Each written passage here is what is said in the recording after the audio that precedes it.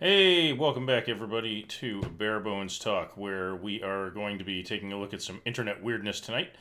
And if you're here already, you'll probably recognize that I have a message up at the top of the screen there saying ban all guns. I'm not actually talking about guns tonight. I just want to see how many right wing nut jobs that brings in to scream about how bad an idea it is. So we'll see how that works as the rest of the evening goes on. So, as we usually like to do, why don't we go over to the Associated Press website and take a look and see what's going on in America today. So, starting with a sad bit of news, Don Imus, DJ who you might love, you might hate, but you might realize he's dead. He crapped out today. He had a long career doing, the radio music host and talk host thing for decades, then shot himself in the foot by saying something really unpleasant about African American women, and his career never really recovered. He spent quite a few years trying to come back from that, and that did not really go too well for him. So Don Imus, dead at age 79. May he rest in peace and not call anybody anything horrible if there is an afterlife. Let's see. New Russian weapon can travel 27 times the speed of sound. Let's see what the Russians are up to. A new intercontinental weapon that can fly 27 times the speed of sound became operational Friday, according to Russia. Putin described the avant-garde hypersonic glide vehicle as a technological breakthrough. The new Russian weapon and a similar system being developed by China have troubled the United States, which has pondered defense strategies. Because I guess it's pretty hard to shoot down something flying that fast. Let's see. What else do we know? So it's actually on active combat duty now. It was unveiled in 2018 and can actually make pretty impressive maneuvers on its way to a target, which will make it very hard to defend against it. Let's see. 27 times faster than the speed of sound, it carries a nuclear weapon of up to 2 megatons. Yikes. Putin has said Russia had to develop that weapon system because of U.S. efforts to develop a missile defense system that he claimed could erode Russia's nuclear deterrent. Okay. As much as I hate to say it, that's probably true. That the whole goal of missile defense is to reduce the effectiveness of an enemy's nuclear arsenal. So, that kind of is what it is. And yeah, that does put them at the cutting edge of weapons development in that particular avenue or venue. What's the word I'm looking for? Sphere. Wow. Hit a practice target 6,000 kilometers away. Interesting. Okay. So, yeah, Russia more dangerous than ever, and the United States playing catch-up. Okay. What else we got going on here? Navy SEALs call Edward Gallagher evil in leaked videos. Navy SEALs described their platoon leader, retired Special Operations Chief Edward Gallagher, as evil, toxic, and perfectly okay with killing anybody that was moving in video footage of an interview obtained by the New York Times. There was a war crimes case earlier this year. Trump intervened on his behalf, and apparently, turns out the guy appears to be just as much of a scumbag as everybody thought. Even his own fellow service members in the SEALs think the guy was a vile, despicable piece of trash. So, no surprise that Trump decided to support him, because that's what Trump does. He is a viable, despicable piece of trash who supports other viable, despicable pieces of trash. What a surprise. They described how their chief seemed to love killing, how he targeted women and children and boasted that burqas were flying. Wow. Okay. The guy is freaking evil, Special Operator First Class Craig Miller says about Gallagher in one interview. Another one, Sniper called him toxic. You could tell he was perfectly okay with killing anybody that was moving. Material also includes thousands of text messages that SEALs sent to one another about Gallagher's case and a video from a SEAL's helmet camera that shows Gallagher approach a barely conscious captive. Then the camera shuts off. In the video interviews, the three SEALs said they saw Gallagher go on to stab the sedated captive for no reason and held an impromptu ceremony over the body as if it were a trophy. Good grief. Your tax dollars at work, people. Let's see. Gallagher was charged with murder in the death of the wounded captive, posing with the body in photos, and shooting civilians. Gross. They repeatedly tried to report what they saw, but no action was taken. They went outside the SEALs to the Naval Criminal Investigative Service, and Gallagher was arrested afterward. The charges were concocted by disgruntled SEALs who could not meet his high standards. Whatever. I mean, even the people who acquitted him of the other stuff convicted him of posing with a corpse. And honestly, if the end of whatever you're doing includes posing with a corpse like it's a trophy animal that you just shot, the rest of the story's fucking true. Give me a break.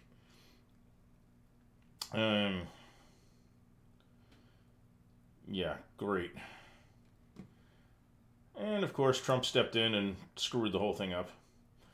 What else we got?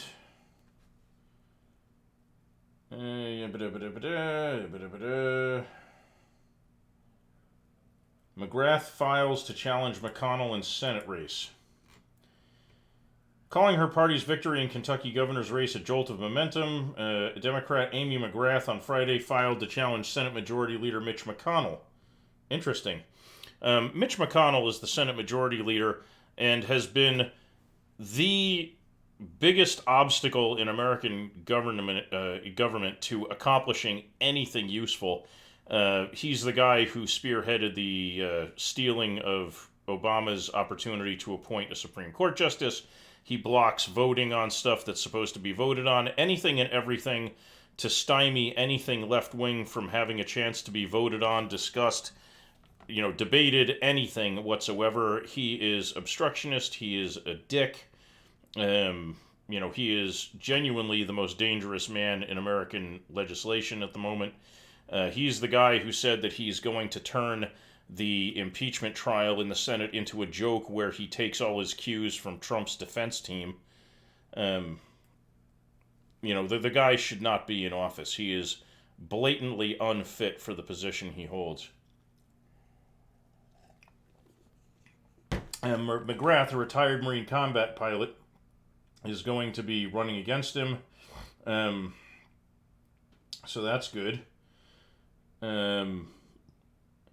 This gives us momentum because it shows against an unpopular Republican incumbent, a Democrat can win. And we win by talking about those bread and butter issues that Kentuckians really care about.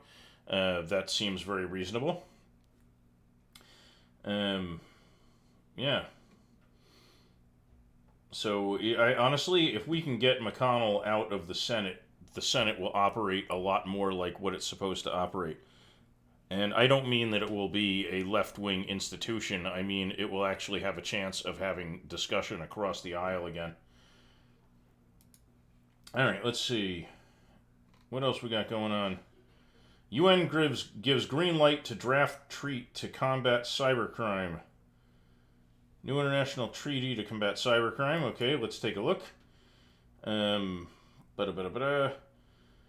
UN General Assembly approved a resolution Friday that will start the process of drafting a new international treaty to combat cybercrime over objections from the European Union, the United States, and other countries.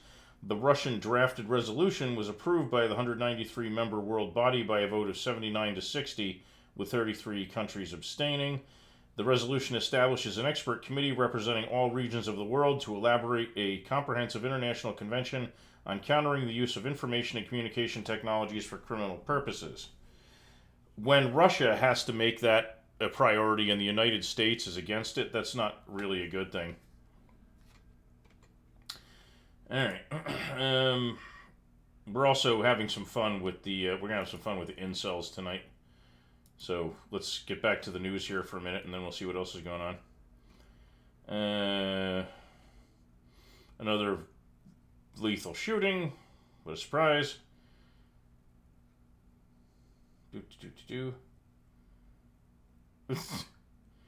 I don't even want to go near that. That's disgusting. What do we got?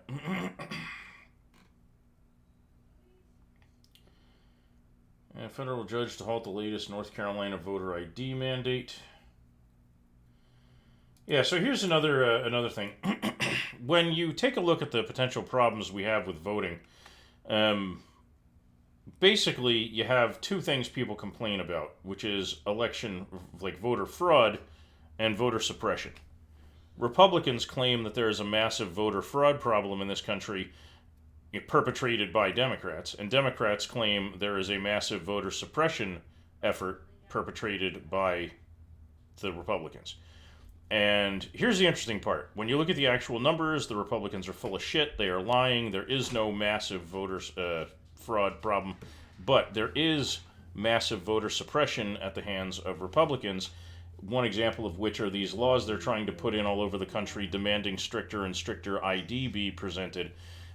Because on the surface, that sounds like a very reasonable thing, but it unfairly punishes the poor. Okay? And they specifically target regions that are Democrat strongholds to try to put these rules into effect. And the reason that it is so, horrifyingly effective is because very poor people often have a hard time even affording the fees to pay for government-issued ID cards. They often can't afford to get photo IDs, or they are banned from them. So for one example of that recently was Native Americans being barred from voting because they can't get government-issued IDs because the laws were changed saying you have to have a United States street address to go on the ID, which seems reasonable until you realize that virtually all the Native Americans in that state live on reservations where you don't have United States government postal addresses, so they are de facto barred from voting just because of this ID law, and that is exclusively done because Native Americans tend to overwhelmingly vote Democrat. So, these laws are very specifically targeted to areas, regions, and demographics that will hurt Democrats and help Republicans, all under this ridiculous assertion that there is voter fraud when in fact there is not. Copter, welcome. I see you are the first to take the bait. I put that up there so the thumbnail would show it, just because I want to see how many very angry Republicans come in to try to tell me that that's entirely wrong. It's out there just to see who's looking. I'm not actually suggesting that we ban all guns, but it does make a very interesting bit of clickbait to see who will show up in a tizzy over those three words. So thank you for being the first one to take the bait and demonstrate that it might actually work. So stick around and let's see how many other people get fished in by that little bit of a little bit of text at the top of the screen. The main focus of tonight's show isn't actually going to have anything to do with that. It's going to have to do with these guys, the incels, the angry, pissed off, sexually frustrated men who just can't seem to get the women they think they are owed by society. So we're going to take a look at what they have to say and and see just what these guys have going for them or against them, and what they think their actual problem is. So this might be very amusing. Let's take a look. Okay. So, general discussion. Most people in France agree that cuckery is morally right. Meaning, apparently, that cheating on your spouse is morally right. What this has to do with why these guys can't get laid, I have no idea. They are raging about DNA testing, saying that DNA testing should be something you can force a woman to get so you can tell if a kid is yours, which is a bizarre thing for a guy who claims he can't get laid to care about, because if you can't get laid, the kid isn't yours. Just saying. You know, it's not your kid if you're not having sex. That's kind of how that works.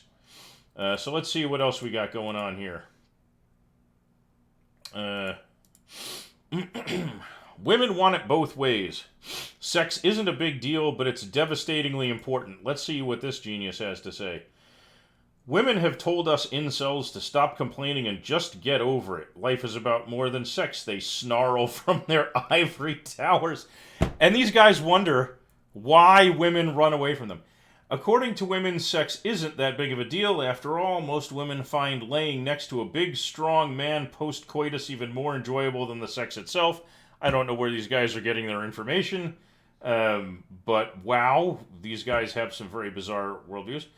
If sex is no big deal, then why are they so guarded when it comes to whom they fuck? I don't know. Maybe because it's their business, not yours.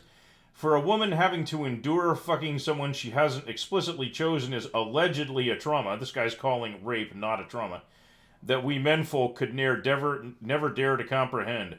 I guess women don't miss sex if they don't get it, but they sure as hell mind when it's not on their terms. Of course they mind when it's not on their terms. It's their body. You don't just get to violate a woman's body. Wow. It's so frustrating. There's this scam where men are throwing attention and money at women, trying to convince them to have sex, but none of that shit matters. Women immediately know who they want to fuck and who they don't. All that other stuff is irrelevant. Yes, I'm sure women have a very good idea who they want to have sex with and who they don't. And your attitude is not going to help you get into the class of people that women find attractive enough to want to sleep with. It's going to have exactly the opposite effect. Let's see what other geniuses are posting here. Going to create a new skit about a Chad arguing against a normie who is a beta cuck provider. Oh my god, these discussion titles are just oh god. How do these guys even function in the world? Femoids voting destroyed the world. Another great example of why this guy is never going to have a girlfriend. If you refer to women as femoids, you are wrong. You are not going to ingratiate yourself with women if you refer to them as femoids. Holy shit, dude.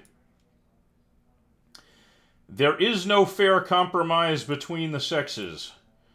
One gender will always come out on top. Either we have a society like Islam where women are repressed and subjugated to keep them in line, or we have a society like we have now. Nice worldview, dude. That's what's called a false dichotomy. There are more choices than that. Where hypergamy reigns free and women have complete dominion and control over most aspects of social infrastructure. That's another common thread that you see among incels, is that they think women actually control everything. They don't think that men are the ones who are advantaged and privileged. They think it's women. Entirely because women have the right to say, no, you can't put your penis in any part of my body. They think that means that women control the world. Where men are seen as second-class citizens and all male-related issues are brushed off to the sidelines because of male privilege. Yes, there is such a thing as male privilege. The fact that you don't feel the need to go to the bathroom in packs for fear of getting raped is one example of the privilege that you enjoy. So just get over it, dude. One side must win. There really is no compromise. It is the law of nature. Wrong. Cooperation is an option. Equality is an option. Fairness is an option. Get over yourself. Huh, holy shit, dude. Let's see. What else we got here? Rejected by the lowest of the low. So one of my best friends introduced me to this girl a month or so when he claimed to be a sure thing. Okay, so there we have encapsulated in one sentence the entire problem with incel culture. Calling a woman a sure thing means all you see her as is a walking vagina that you want to penetrate, and that your access to that either is or is not a sure thing. I got news for you. Women are actual human beings, dude. They are not just an orifice that exists for your using. They're people. And in a lot of ways, based on the kind of stuff you're saying, they seem like they might be more human than you are. She lived in a YMCA at this time, but you couldn't tell by the way she looked and carried herself. I'm not even sure what that means. Maybe he'll explain. He told me stories about her. How she asked out every single guy she knew. How she once paid a guy 20 British pounds just to go round town with her so she didn't need to feel lonely. Whilst she shopped for clothes, and how she'd stick to someone like glue if they bought her a couple drinks at a local nightclub I go to weekly. Okay, if you're living at a YMCA, you do not have the money to pay people just to walk around town with you. For reference, she's pale white, black hair, 5 feet tall, and British. Who cares? He gave me her Snapchat, and she accepted my friend request rather quickly. Okay, whatever. It was my friend's birthday celebration at the nightclub the following night, so I invited her to join me, and she explained she didn't have any money, which goes against that whole thing you were talking about, how she had enough money to pay people to walk her around town. I told her I would buy her some drinks if she came out, and then she agreed to come. When we arrived at the nightclub and sat at a booth, I was in awe of how beautiful she looked, and on top of my many mental conditions prevented me from talking to her much. But I felt bad that I'd asked her to come out with the promise that I'd buy her some drinks, so I gave her 20 pounds and told her to have a good night. Okay. She spoke more on Snapchat almost every day. We got into some deep conversations about her troubled upbringing, her abusive parents, and the fact that she self-harms. We kind of bonded over that and built trust in each other as we've both been in similar situations. Her Snapchat stories always said something like, I wish I was pretty. Someone talked to me, or other stupid things like that, and every time I'd be there for her, like such a simp, looking back on it. I asked her if anyone told her she's beautiful or complimented her looks, and she said, nobody did other than me. Dude, you are a chump. I asked my friend if any guy was interested in her or she had orbiters, as he's known her for a long time, and he said all the guys want nothing to do with her. Okay. Just now, she posted how ugly she thinks she is, and I responded by telling her I wished I could be the person to make her feel beautiful, loved, wanted, supported, and such, and she replied by saying she only sees me as a friend. It's over for me. A girl who has no money, struggles to keep a roof over her head, but apparently, according to this guy, has enough money to pay people to walk around town. Self-harms because of how unattractive she thinks she is, and just friend-zoned me. Ah, yes, the friend zone. The bullshit said by guys who are not decent enough to get a woman to pay attention to them as a genuine romantic interest. Hello, Lollipoposaurus. We are having fun this evening looking at the bizarre and crazy stuff that incels say. So, welcome to this friggin' train wreck. I'm so taken aback right now. Somehow I feel if I didn't live in the shell, I wouldn't be in this situation. Fucking looksist world, I hate her so much. Okay, dude. You basically got together and paid attention to this girl because you assumed you'd be able to get into her pants, and when that didn't pan out, you decided that you hate her and she's horrible because she didn't want to fuck you. I'm sorry, but you're the problem here, dude. Bare bones, you should buy another 1022. Don't really have an interest in it. They're a decent rifle. Ruger makes them. They're solid. They're inexpensive. They're fun to shoot. But I don't have any real time to shoot or interest in making time for it these days. Yeah, I felt some kind of way coming in on that. Okay, let's see. What else do we have here? Incel Civil War. I hate that virgins get made fun of. Okay, it's not really cool to make fun of people for being virgins. I'll go along with that. Incel Civil War. So do you think this noodle whore teacher is fucking the male teachers? Place your bets. Okay. Noodles is, I guess, a racist term that they use in these forums for Asian women, I guess. Will always be white men hoes. Look at this. Oh my god, the racism. And these guys wonder why women don't like them. They're completely unable to figure this out. And like, Any normal person looking at this for more than 5 minutes could tell them exactly what the problem is. The problem is you, buddy. The problem is you. Let's see.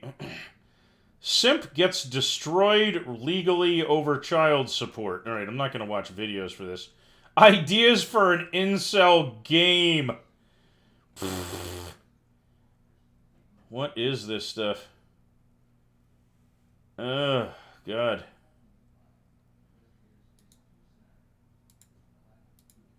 I encourage my brothers in arms to succeed in life, find passions that will keep them alive, and ignite their childish enthusiasm. I encourage all incels to rise up more than their need of a woman. To realize you don't need a woman to be happy, and to start finding your own soul again. To find your true passion and work on it. That's actually not bad advice. If you're not, making your whole life revolve around being pissed off you're not getting laid, you're gonna have a happier life.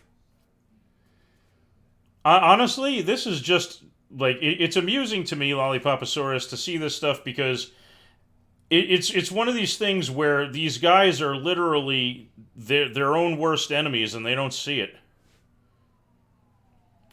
Copter, we're looking at crazy things that incels say, and maybe when we're done with that, we'll find some other crazy stuff to look at and be amazed by. Let's see. There's still hope for female monsters. Kill me now. Let's see. I can't see that. It's too small. Okay. Whoops. Uh-oh. Did not mean to do that. Let's go back to that. Okay, where is it? General discussion. Alright. Where were we? Saw the escort finally came. Success. Incel friend gives up on blue pill dogma. 5 years ago, my friend who was an incel decided to follow some advice from a blue pill astronaut, whatever that means. You know the types, fresh-faced gym boys who think they have the world figured out. The blue pillar informed him he needs to get to the gym and get some confidence, so this is exactly what he set out to do. My friend decided to get some mental health help, and he got a gym membership. I tried to inform him he was wasting his time, but he was having none of it. I noticed he went through a series of big changes. One of these is he started to play acting being positive and tweeted he can't wait for his next gym session. He would post pictures of him, and in his own mind, he looked like Dwayne Johnson, although to everyone else, he looked like Paul the Manlet. Wow, the solidarity between these guys just is staggering, isn't it? My friend, after some time, took the red pill. He started approaching femoids in nightclubs and having no success. His next line of strategy is to go full-blown normie. I noticed despite having muscles and being a funny guy, the girls were just hooking up with his friends. He then became a beta orbiter out of desperation. I informed him that his strategy was not going to work, although he didn't know about his incel status yet. I'm pretty sure if the guy wasn't getting laid, he was aware of that. I thought he needs to learn the hard way. I told him to do a Tinder profile. After 4 months of hard grinding, he was able to acquire 3 matches. He told me he spoke to them online and they gave one-word replies and catfished him and turned out to be a red pillar troll. Okay. Today my friend sent me a message saying that I was right all along. Although it isn't satisfying, I gave him this website and said, why don't you join up and join the Brotherhood? The moral of this is, don't bother going down the blue brick road to success. A lot of blue pillars want their successes to be attributed to hard work and effort, not the fact that their facial structures just give them the advantage. Okay, dude. Some people are just born better looking than other people. That's a fact. It's not fair. Blah, blah, blah. True. Fine. Whatever. But taking care of yourself does not hurt your chances of, being attractive to the people you want to be attractive to. Dressing well, like having a job, having some kind of, sense of self-confidence. Those are not negatives, dude. Like, get over it. Holy cow. Cucks calling Onision a pedo for going after a 17-year-old. Onision is a YouTuber who's been in trouble for pursuing underage girls. He's in a whole lot of trouble for it at this point. These guys seem to be interested in defending him, despite the fact that he is well documented as being involved in stuff that is essentially grooming minors to be able to sleep with them the minute they turn legal age, like going to states where the age of consent is lower just so that he can legally fool around with them, that kind of thing. So the guy is definitely in trouble for the stuff that he's done. And these guys defending him is pretty scary. Oh God, which one would you pick? A bunch of women who are cartoons. Okay. Interesting. Chad talks about how love sucks. Just so you know, in incel world, Chads are the good-looking men who get laid, and Stacys are the good-looking women who they believe control the world through the magical power of vag. Love is a mental illness. Oh, God. This guy is not a Chad. And all the slurs. Red pill, MGTOW, or just a transition to the black pill. Whatever that is. Okay. Next. Do you feel frustrated that women are the privileged gender?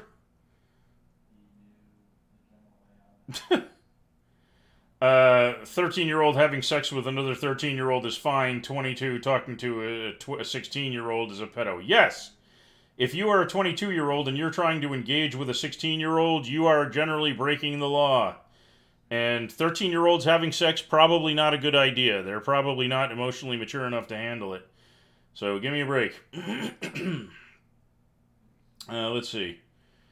Onision has a 70 IQ and is a whiny, bitchy sociopath. There's a title and a half for you. And yet had 4+ girlfriends, almost like femoids only care about looks. That's the takeaway from these guys? That the guy is a horrible human being, but they're jealous because he managed to criminally sleep with a bunch of underage girls? Like, what? Oh, God. Who would you choose between a 5 out of 10 18-year-old and a 10 out of 10 35-year-old? Question lingering on my mind for a while. If you're not having sex, the point is moot, dude. You don't even need to ask the question. Let's see. The Forrest Gump Syndrome. I'm not watching that. That's a long video, apparently. If the Home Alone star wasn't famous, he would definitely become incel and be posting on this site. Oh, God. Maybe this is also greatly responsible for inceldom. Somebody was claiming him. And now they go into illegal immigration being the reason they're not getting laid. Oh, my God. Anything and everything except admitting that they're a bunch of friggin' socially inept douchebags who drive people away with their crazy personalities. Somebody was complaining about migrants in their country again, which got me thinking, so I checked up on the general distribution of men and voids, whatever that is. It appears there are too many men or too few, I guess, women. At least in important segments of life, not everybody can find a partner with the distribution of the two sexes being that way. Is this nature's way of saying our gens are truly unwanted? No, that's just social craziness, like where China has a surplus of men and a deficiency in the number of women because their reproductive habits rewarded male children and, made having female children less desirable. The only male who doesn't care about sex despite the looks of it. You might be. B-boop. So, red pill, blue pill, basically, the people in this culture call red pills the people who have, I guess, quote-unquote, realized that everything is stacked against them and that the reason they're not getting laid is not their fault and that, women control the world and it's not that they have shitty personalities and don't take care of themselves and bathe every other week and, whatever else. It's got to be the women's fault. And blue pills are people who say, hey, maybe if you develop your personality and maybe take care of yourself and bathe and dress like a human being and don't act like a dick, that maybe people will not reject you. Copter says, I have enough problems with a girl as it is without adding any more to it. Yeah, there's a very good piece of advice that says, don't borrow trouble. If things are not going your way, don't dig the hole deeper.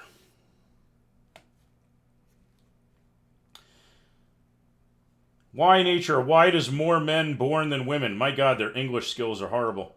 Thanks for making our lives hell.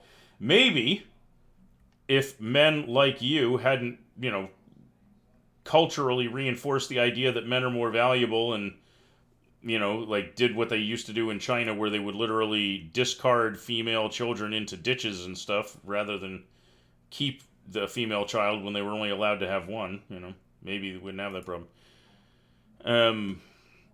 Yeah, it's just weird. Here's the thing, and there is one complaint these guys have that is true, which is some people are born better looking than others, and that's true. Some people are born with a bone structure that fits with the classical definition of beauty, a facial appearance that, meets with that, thick heads of hair, whatever. And they have a natural advantage, and they're the ones who tend to draw more attention because of their looks. And you know what? That's just nature at work. That's just the way things are. But that doesn't mean if you were not the top end of the looks scale that you are doomed to a life of loneliness.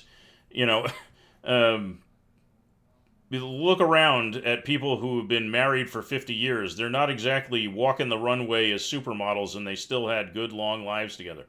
So, there's other stuff at play, and if you're posting stuff like some of the junk these guys are saying, it means that you have an outlook that is very negative and drives people away.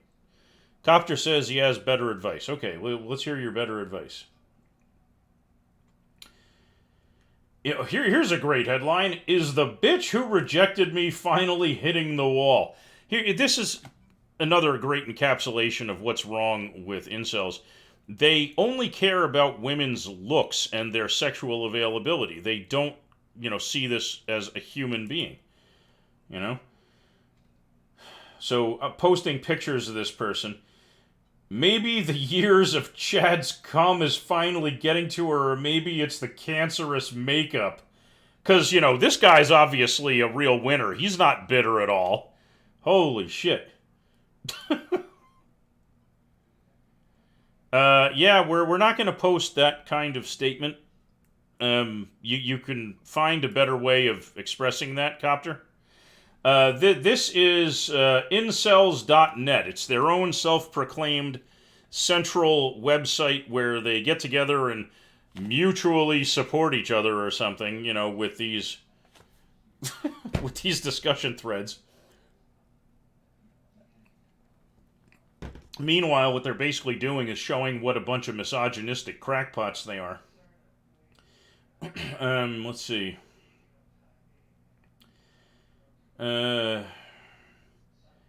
It never began for non-Chads these days. Every what, is getting pumped and dumped by a Chad or Tyrone and becoming so cold to non-Chads because they know we mainly want sex. There's your problem, dude. You're not looking for a relationship with another human being. You're looking for a hole to pork.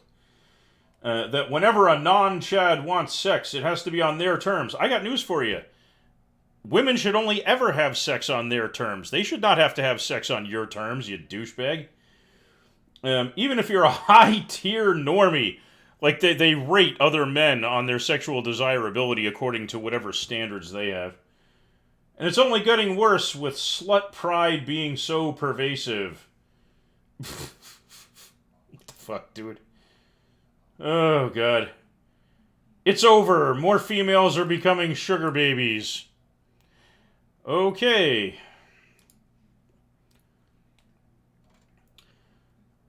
I will be transparent and honest here. I doubt it, but let's see this. Around 7 years ago, I joined up to a sugar baby website. Basically, I was willing to pay to bang some more different kinds of prostitutes. In the beginning, they charged less than other. As it got more popular, the sugar baby scene turned into the online dating scene. The girls just want rich Chad. If you're going to a sugar baby site, what the hell do you expect the women there to be looking for? You're literally going to a website that caters to women who are looking to have rich men pay them, and you're complaining that the women there are looking for rich men to pay them. Holy shit, dude. Ugh. The level of stupid just knows no bounds. Holy God, this is like a never-ending cesspool of ridiculousness. I love it. This is like, you couldn't make this up if you tried. Oh my God.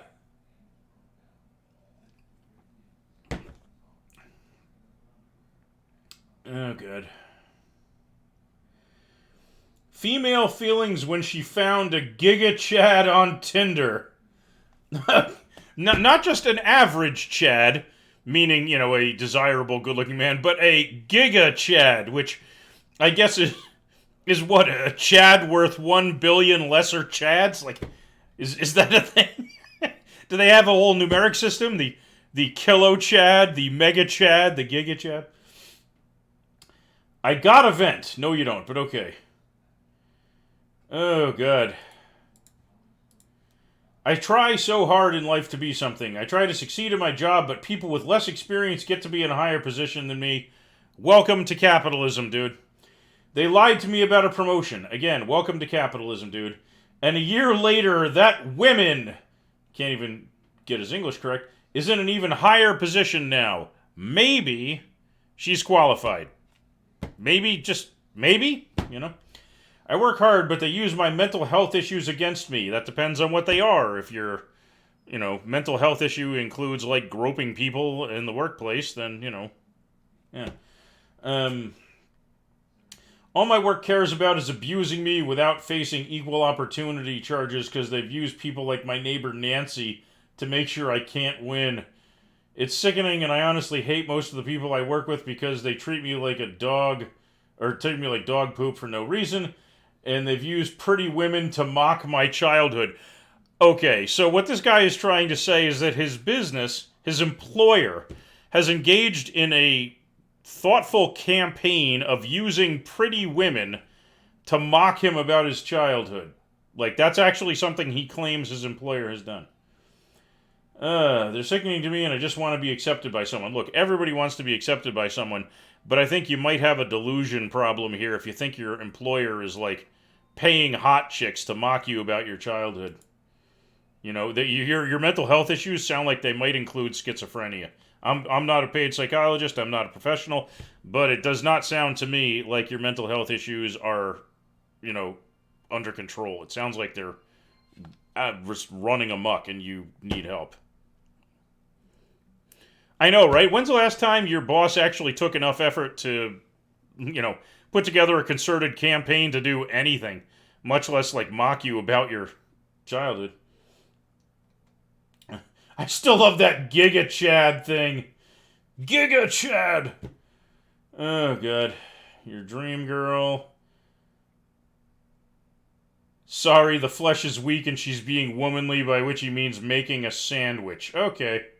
And you wonder why women don't like you. Scarred.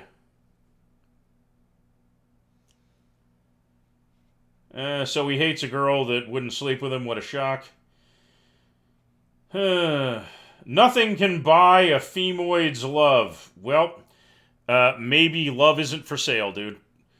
Because femoids don't feel love, they just crave Chad's genetics. Oh my God. Seriously, could anybody make this stuff up? Holy shit.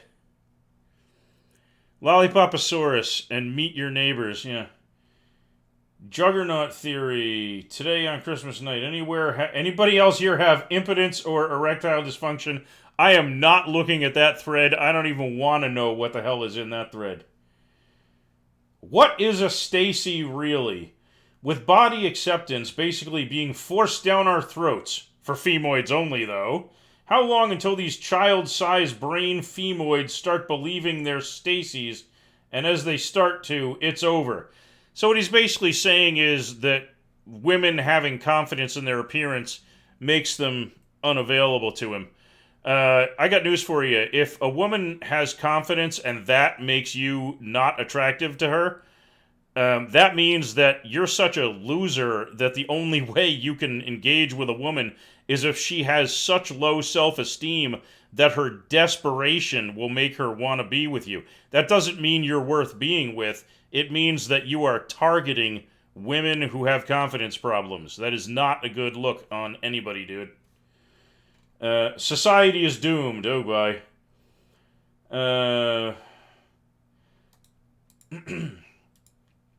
The women are trash movement is trending hard now on Twitter, and society is getting offended over it. What a shock! Why would society be offended that you're saying women are trash? I can't imagine why anybody would not agree with your craziness. But society also justifies men are trash movements. No, it doesn't. It doesn't mean literally all men, but you're the problem if you say a word about it. No, they don't say that. I also saw some white knight say that men are trash is different than women are trash. Okay.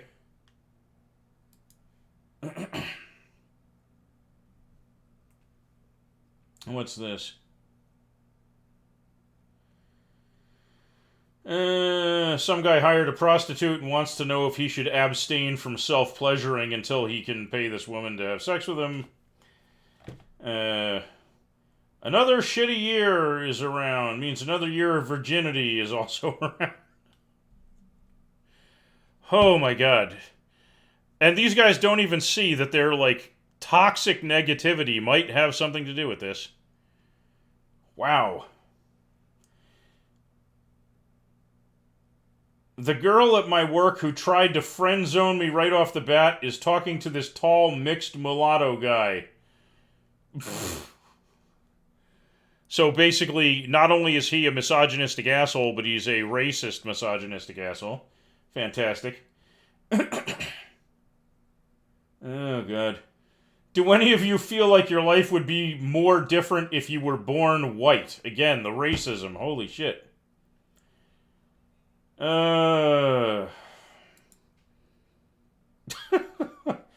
Feminism is cancer. Islam is right about women, claims this guy. F them. I want these femoids to be reduced to sex slaves and the cucks who defend them to have what they deserve. Alrighty then. I have to ask, is there anybody here who is at all confused about why these guys are not popular with women? Is there anybody here who does not understand why these guys are having a hard time finding a way to attract a dating partner?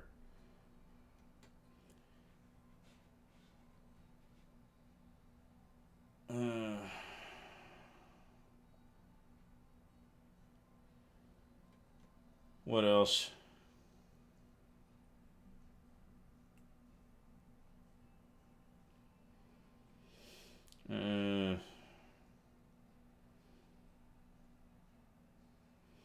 Oh my god. You know, I don't even want to see that.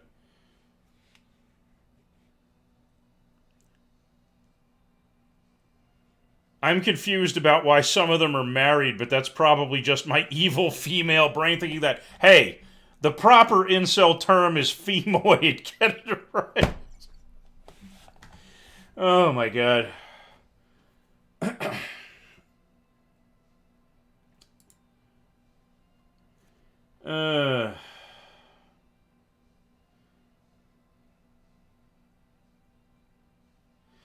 I told some female that she was eye candy and she said I made her feel uncomfortable. Why would that surprise you?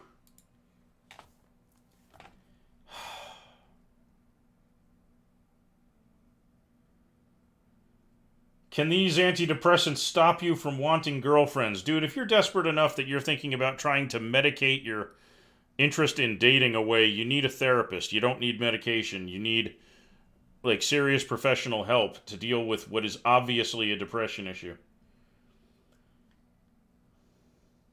What are the physical preferences of the femoid of your dreams?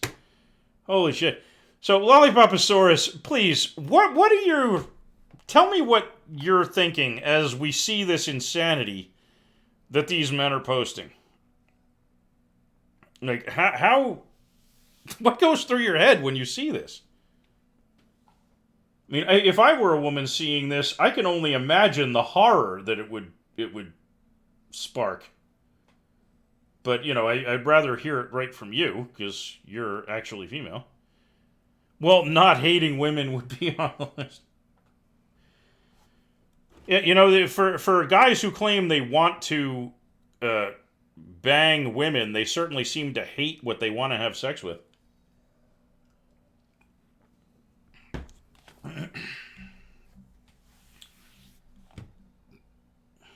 "10 signs that you're an incel." Okay.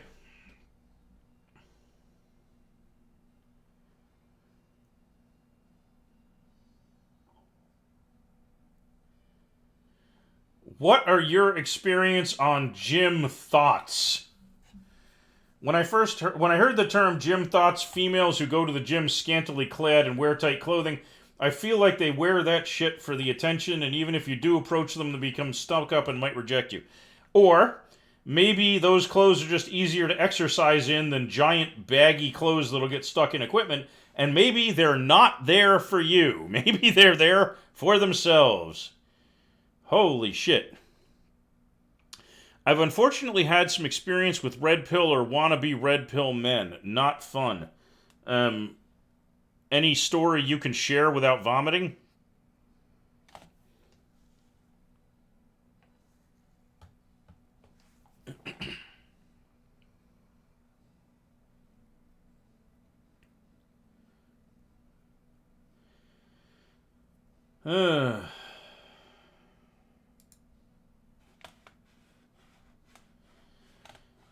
Yeah, we may have to take a look at MGTOWs after this.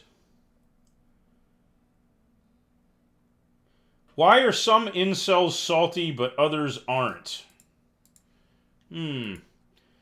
Us guys in this forum are really pissed off we can't get laid or get a GF or whatever your poison is, but there are plenty of guys who never get laid and just do nothing. They shrug it off like it's no big deal, maybe because it isn't the big deal that you make it out to be.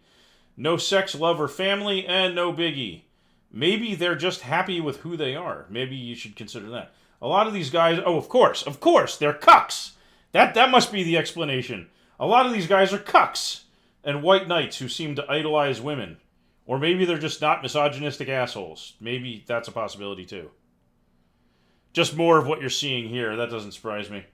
I knew an older incel guy briefly. He worked at some library archive, was chubby, lived alone, and to my knowledge never had a girlfriend even though he was in his late 30s. Older guy in his 30s. It's not like the dude's 90, dude. Holy shit. But from what I could tell, it didn't bother him. Okay.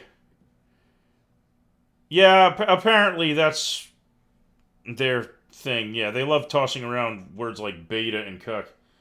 Do these guys not have the imagination needed to picture a better life? Do they not feel want, desire, or ambition? Or are they lying to themselves? I don't know. If you have any insult, please edify. Wrong word, but okay. Maybe, just maybe, the person who doesn't have ambition is you, who doesn't have the ambition to become a human being instead of a misogynistic asshole.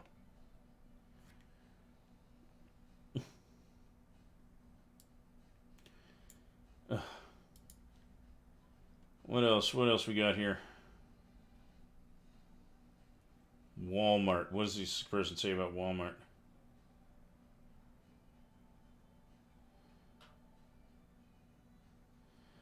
Even homeless women want chads. I gave $1 to some crack whore looking bitch who was begging, and she just stared at me with a blank face, screamed, and walked off saying shit under her breath.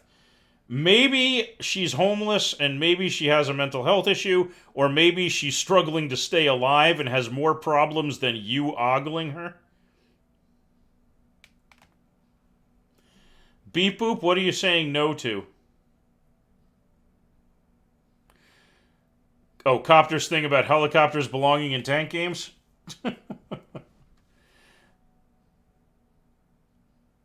Copter's just trying to poke me in the funny bone there because I don't like having aircraft bombing my tanks in the video game that we both play. I would not bother ascending based on 2 factors. I don't even know what ascending means, but okay.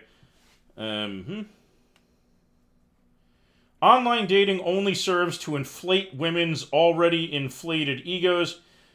Here's a guy who's throwing his own family under the bus. My sister is overweight and unattractive, and some millionaire with loads of businesses keeps messaging her and is practically begging to date her. Wow. Your family holiday meals must be a friggin' disaster, dude. Holy shit, dude. Holy shit. Oh, God. Extreme sexual frustration. Oh, God.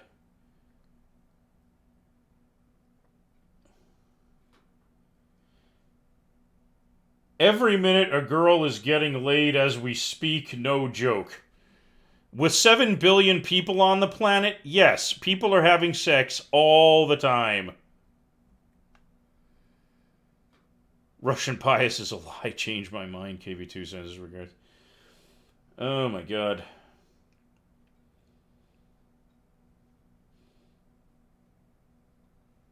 Ugh. These guys.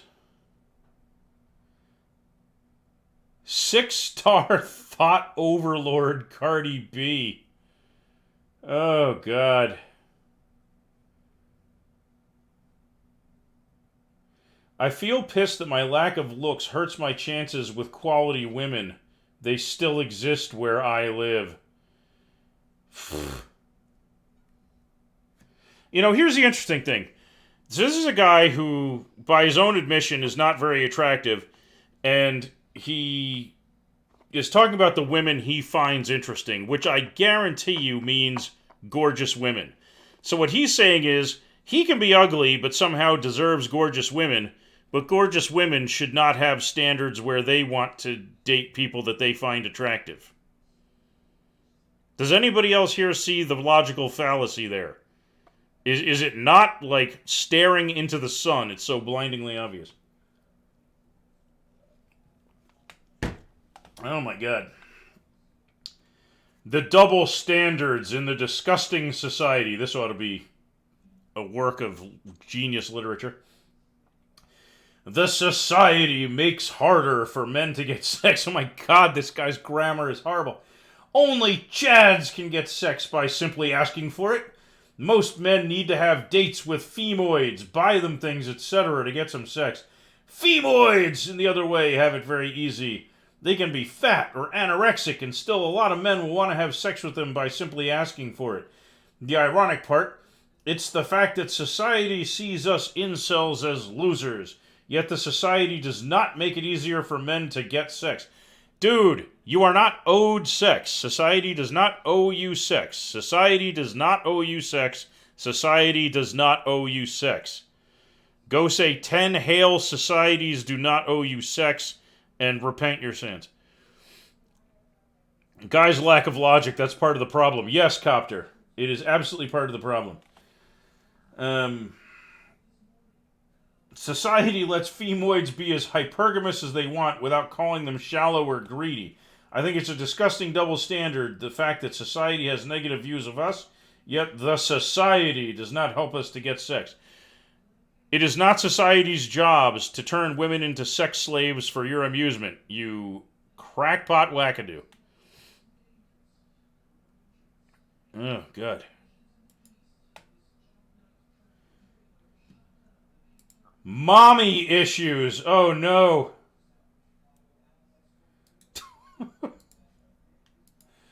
I just showed my chat of a brother this forum and he insulted it. Now he's telling my mom and they're both laughing at me.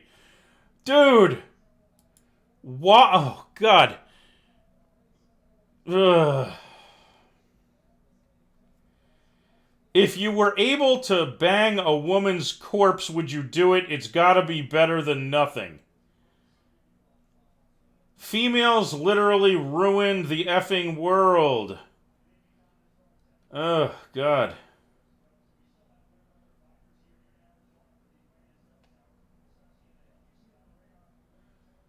Oh, God.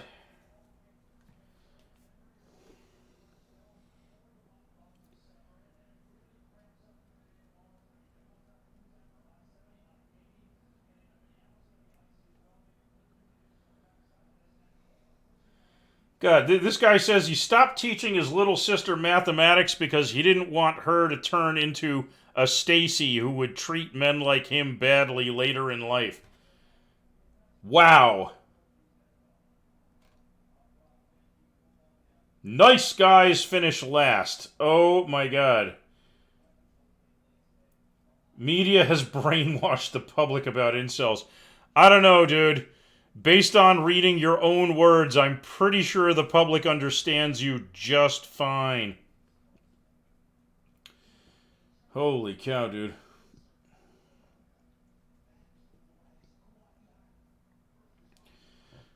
Okay, holy crackamole. Let's go find some MGTOWs to laugh at.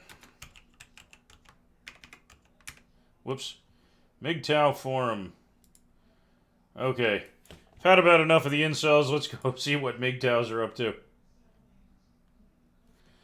MGTOW Central. Whew. Forums. Here we go. Everything MGTOW, general discussions, and relevant news about. What is MGTOW? Shall we find out how MGTOWs describe themselves? Let's find out. MGTOW, men going their own way, is a statement of self-ownership where the modern man preserves and protects his own sovereignty. Wow. Ego much? Above all else.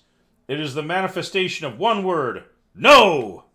Ejecting silly preconceptions and cultural definitions of what a man is, looking to no one else for social cues, refusing to bow, serve, and kneel for the opportunity to be treated like a disposable utility, and living according to his own best interests in a world which would rather he didn't.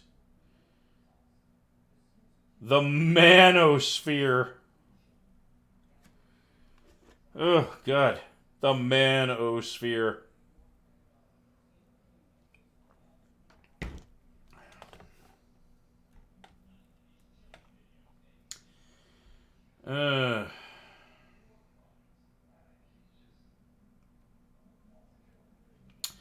Wow, I'm taking a look at this, and this is some Ayn Rand, like, libertarian dream world fantasy. Like, if Ayn Rand's philosophy could be turned into, like, a Dungeons and Dragons style role-playing game, this would be the rules.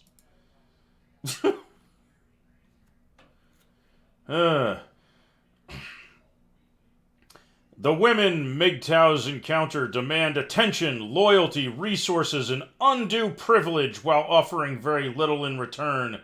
The natural, hypergamous nature that once served them well in their quest to secure the best possible mate is now a sustained lifestyle bringing an endless pursuit of bigger and better. The average young woman today is less concerned about the number of quality men who would commit to her than she is about the number of men who retweet a photo of her breasts. Okay.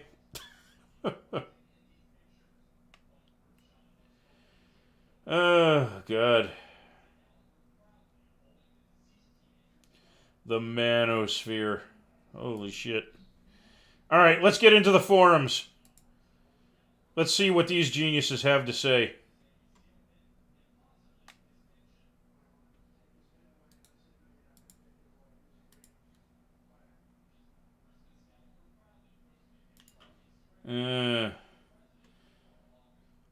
My aunt is an unfeeling bitch. Okay. My dad kept it a secret until this morning, but my aunt said or did something that really pissed him off, and now I know why. Today being Christmas, she wanted my dad to abandon me at home by my lonesome and go with her and her college kids today. My dad is so upset by her that he ditched her and the family to spend Christmas at home with me, which is good. The reason she wanted him to leave me at home is because she thinks I'll start a fight, which is not true. If anyone's going to start anything, it would be her and her kids, because they have big mouths about me and don't know when and how to shut up. Because obviously this guy is a suave, debonair, and refined individual who doesn't have any social awkwardness or problems interacting with others. They say mean and obnoxious things to me to get under my skin, and then they get upset with me when I don't take it from them. So I put my iPod on. Last I recall, she and her family were the ones doing all the fighting at Thanksgiving while I stayed out of the way. She never gives me anything for Christmas. Wow. Martha Stewart's opinion on ugly men.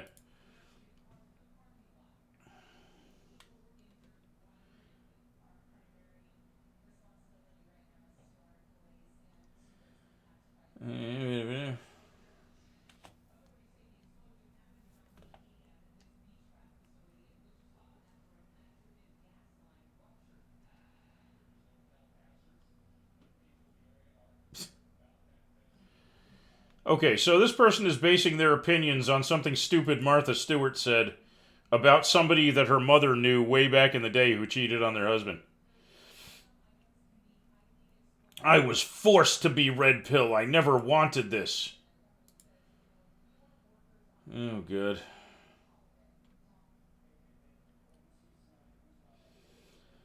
So let's see. How many times is this guy going to deny responsibility or participating in his own life by saying, I don't want it this way? 1, 2, 3, 4, 5, 6, 7. Oh, good. It's everybody else's fault. Keep that in mind. That's why you're a MGTOW, is because it's everybody else's fault. Whew. Crazy. Absolutely batshit crazy. What else we got here? Let's see if we can find some other real genius stuff. Marriage and divorce, relationships, cool shit and fun stuff. Blue pill hell. That ought to be good. Let's take a look.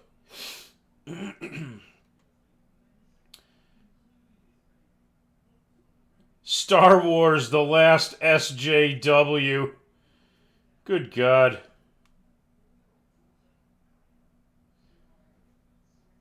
What? I'm not sure what chump lady is. You'll have to explain that one to me.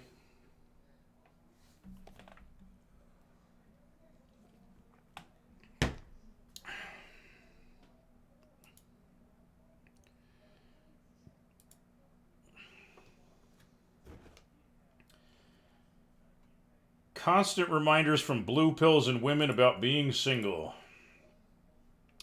They never shut up with this stuff. The only way not to deal with it is to literally never speak to them. I am serious. They never give up. What is wrong with someone that invested in finding out why you aren't attached to another person at the hip? Weak-minded people. Says the guy with a drunken Skeletor form personal picture. Whew.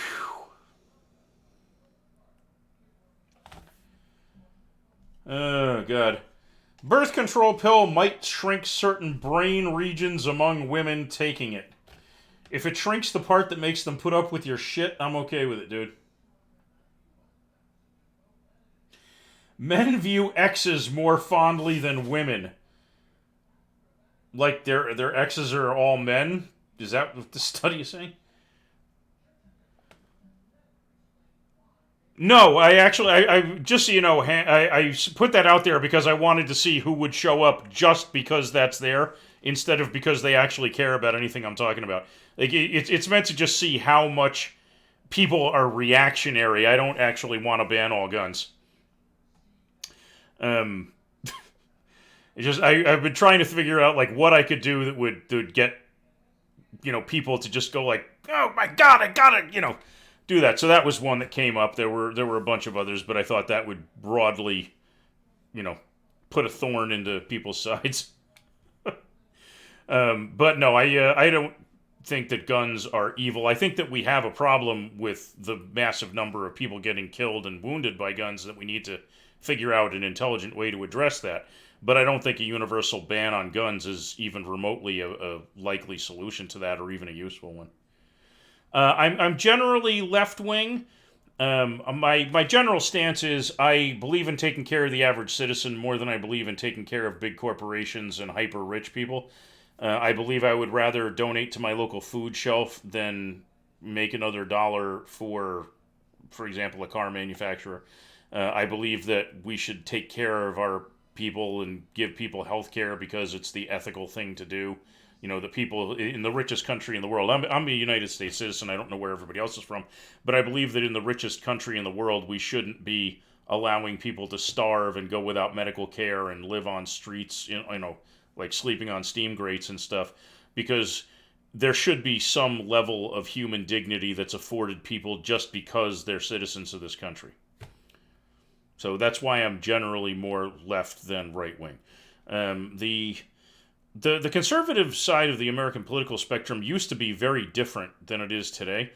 Today, it seems to be more about basically screwing over the middle class and the poor in favor of big corporations and rich people, deregulating everything so that corporations can run roughshod over, the general public. There's very little coming out of the current crop of Republican politicians that's genuinely beneficial to the American public as a whole. Okay, Lollipoposaurus. If you want to private message me a URL, that's fine. I will take a look at it off stream if it's something that probably should not be shown on stream. You feel the opposite. So you do not believe in taking care of your fellow citizens and that people don't, deserve to not starve to death in the richest country in the world? You feel the left has changed too much, too close to socialism. So, Hampton, I'm curious to know exactly what you think socialism is.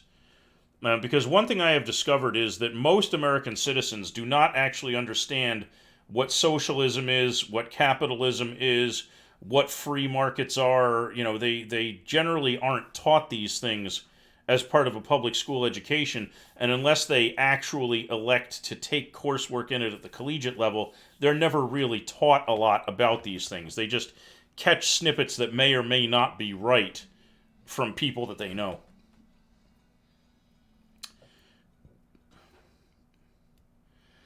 I would say both sides have changed quite a bit, but objectively speaking, the American political spectrum has shifted very far to the right.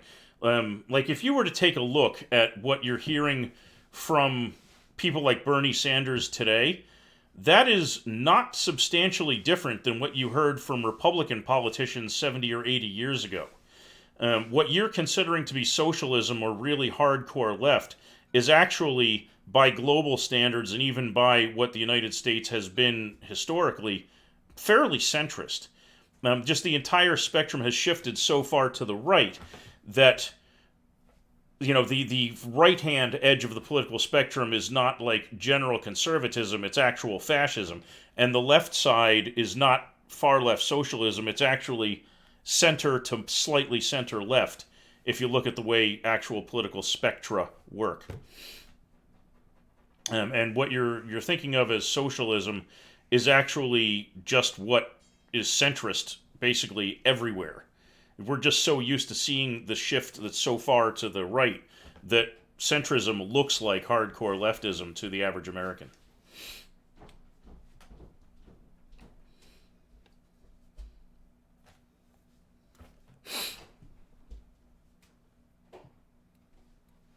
Well, you're welcome to come back, and I'm glad you came by. I'm sorry that I had to hook you in with a goofball headline there, but I'm just trying to see who responds to headlines and who actually comes by for the stuff that's stated in the title. And it looks like headlines seem to be the attention grabbers. So thank you for at least helping sort that out. I will probably start using headlines that are more topical to what I'm talking about. But I just wanted to see, are headlines like the one you see at the top of the screen really the attention grabber, or are people reading the stream titles more than they pay attention to the thumbnails?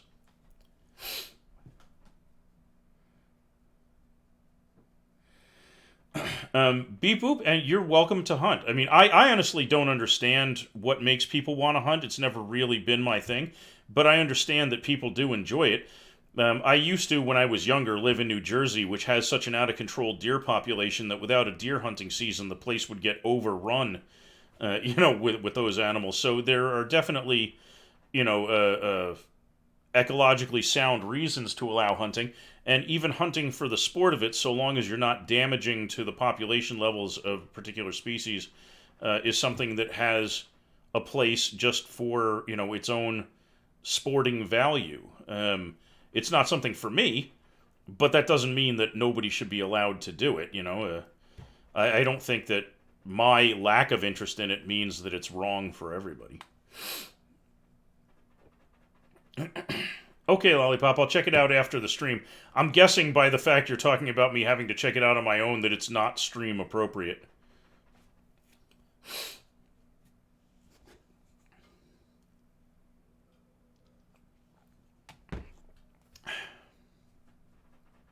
By the way, I do want to say thank you to everybody who's showing up today. Left wing, right wing, whatever. As long as you can intelligently and politely discuss your opinions, I'm grateful to have you here. Trolls of any kind get slapped down pretty hard, but I'm always glad to have people show up to discuss things.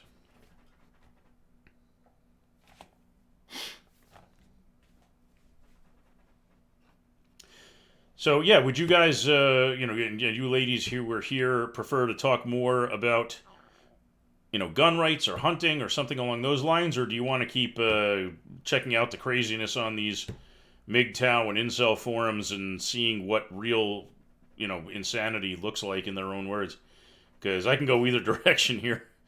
I've been looking at the incels and MGTOWs because I am astounded by the stuff that they say, and until you actually see it with your own eyes, it's pretty hard to believe people actually feel this way or are so self-delusional that they can talk about how they hate all women and yet not realize that that attitude is one of the reasons why they are not able to engage with women.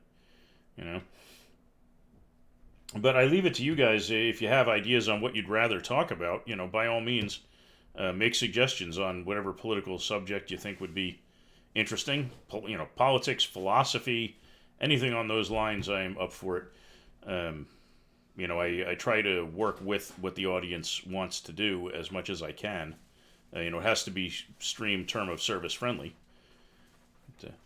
It's not that, just depends on what you think is stream okay. I don't think it's any worse than the RP incel stuff. It's just a different topic. Okay, hold on a second. Let me,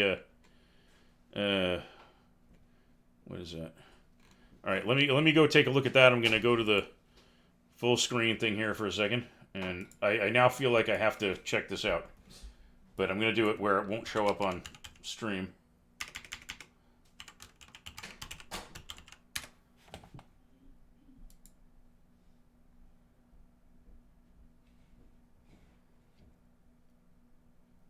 Leave a cheater, gain a life. Is that the thing you're talking about?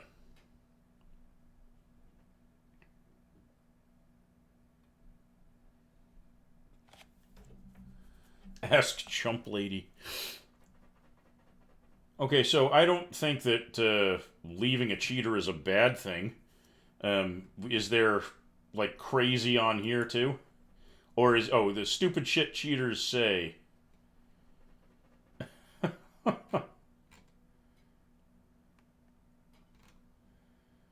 She's just my confidant at the gym.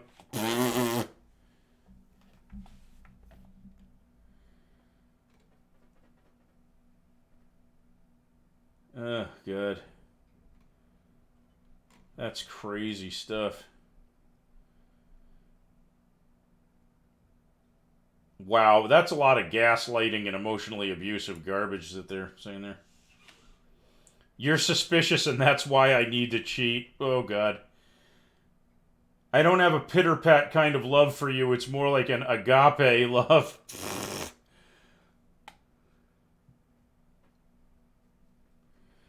Yeah, these quotes from people really seem like they're blaming their partner for this stuff.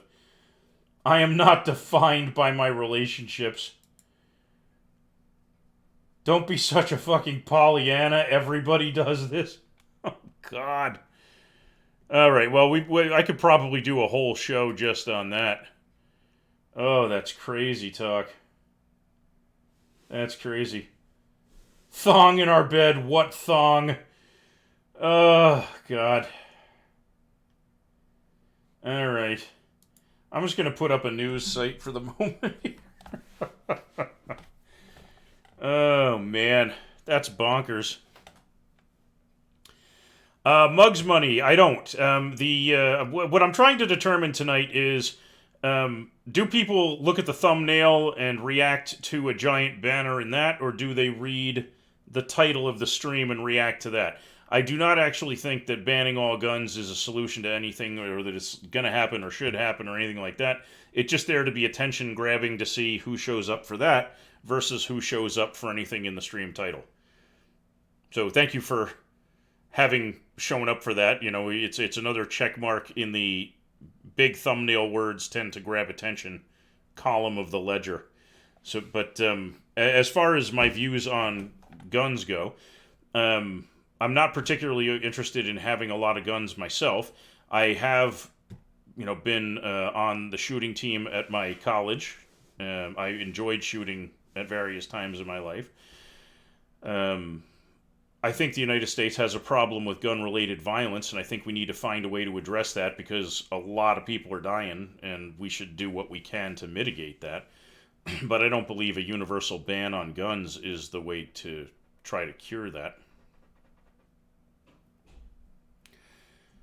Yep, like I say, Muggs, it's to see who reacts to the words in the thumbnail versus who reacts to the words in the title.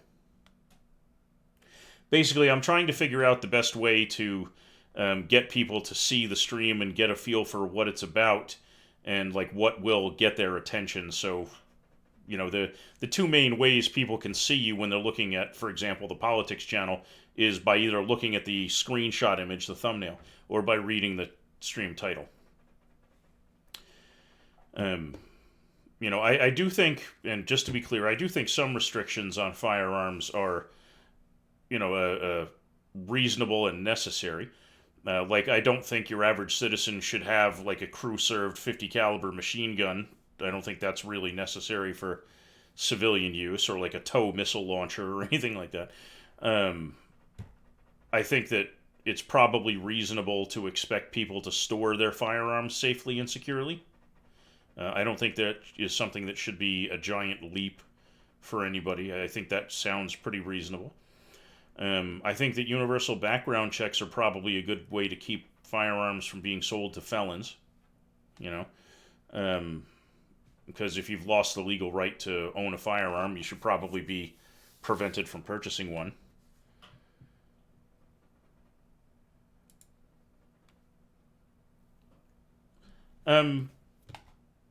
I generally don't have a problem with the AR style rifle in and of itself. It's just another semi-automatic rifle. I do wonder why people feel the need to have a 30-round magazine or a drum magazine for them. Because, let's be honest here.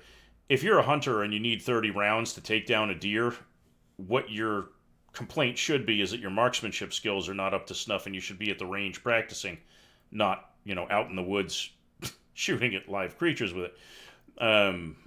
And I'm not sure it's reasonable to say that you're likely to want to use an AR as a personal defense weapon in your house, or you're not likely to be reasonable to carry one on the street. That would terrify people everywhere you go. Like walking around with a rifle strapped to your back is probably more intimidating to the general public than it is useful. But, as far as semi-automatic rifles go, it's just another semi-automatic rifle. Well, you make an interesting point there, Muggs. One of the challenges I have had with the gun culture in America, meaning the relationship that Americans have with firearms and the idea of firearms, is that a lot of people forget that a firearm is an instrument of violence, not an instrument of coolness. We are so steeped in like action movies and things like that we associate the firearm with the heroic nature of the characters and with heroic ideals, the idea of the cowboy, the rugged individualist, etc. And what we often forget is a firearm is a tool that's designed is for killing things. That's what their purpose is. um, but yes, it is a tool, but it is a tool designed for the purpose of killing things. People did not invent firearms to look neat. They invented them to replace crossbows as tools of war. That's why firearms exist. And as far as using them for enjoyment, it depends on what you mean by enjoyment. If by enjoyment you mean like shooting in the middle of a residential area, then no, I would disagree with that. If by enjoyment you mean going hunting with your father when you're a kid and learning woodcraft and fieldcraft, or going to the shooting range and, you know, being really great at that and developing your marksmanship skills or whatever, I'm totally down with that. That's fine. But regardless of what you enjoy about using your firearms, it's important to remember they are a tool that is designed with the intent of killing things in mind. That's what they're for. That's why things about them are tracked like muzzle velocity and muzzle energy, because that's how you keep track of how devastating of an impact the thing will make when it hits something. You know, they're a tool for a specific purpose. You know, like a sword is not there to spread butter. You know what I mean? A sword is something that is designed to kill people. You know, that's the purpose of a sword. You know, a spear is meant to stab things. Certain things are designed with certain purposes. You know, scissors are not meant to be used as hammers. So we need to keep in mind that they are in fact weapons, that they are designed with the purpose of killing in mind, and that means they should be treated with a level of seriousness, right? They should be regarded with a level of maturity commensurate with what they actually are. And one of the challenges I have is I know a lot of people who don't do that. They're firearms owners who do not treat their firearms as, you know, as something serious. They treat them like they're a toy rather than a serious and engineered tool designed for a purpose. And that's scary. You know, when people forget, it's kind of like if you work in a chemical factory that manufactures explosives and poisons and you treat them like they're bottled water, you know, then that's bad. You know, you're not treating the object as what it is, you know? And I think that we as a culture need to remember what they are and treat them like that. And by that, again, I mean store them securely, store them unloaded in a gun safe if if you're going to keep a lot of them around the house. Because, you know, even if you're going to decide that you're going to go action movie double pistol, you're still only using 2 at a time. You don't need 50 of them laying around the house loaded and ready to fire, where they might be handled by any number of people who might have an accident. You know, like store them safely. Treat them with respect. Treat them seriously. You see what I'm saying? But yes, enjoy them. Go to the range. You know, if you're a hunter, do that. You know, you like to shoot skeet. One of my favorite shooting hobbies when I was a teenager was shooting trap at a summer camp I went to. I thought that was just a lot of fun. Especially when you're using the pump action shotgun instead of the semi-auto, because racking that slide is just, it makes you feel really macho, you know. It's just, you know, when you're a teenager, that's really kind of cool, you know. But the range master was always very serious about gun safety and range safety. Mugs, that's actually a 75% accurate. When the framers wrote this, if you actually read the Federalist Papers and you read the letters among the framers who were discussing what the intent of this stuff was, when they talk about the right to keep and bear arms, what they were specifically talking about is having state-run National Guard type organizations. They weren't talking about just having every Tom, Dick, and Harry go running at the enemy with their personal musket. They specifically used phrases like well-organized, equipped, and drilled, meaning that these were, you know, actual organizations that had funding, that had equipment, that had their own arsenals, that trained and maintained, you know, a standing National Guard.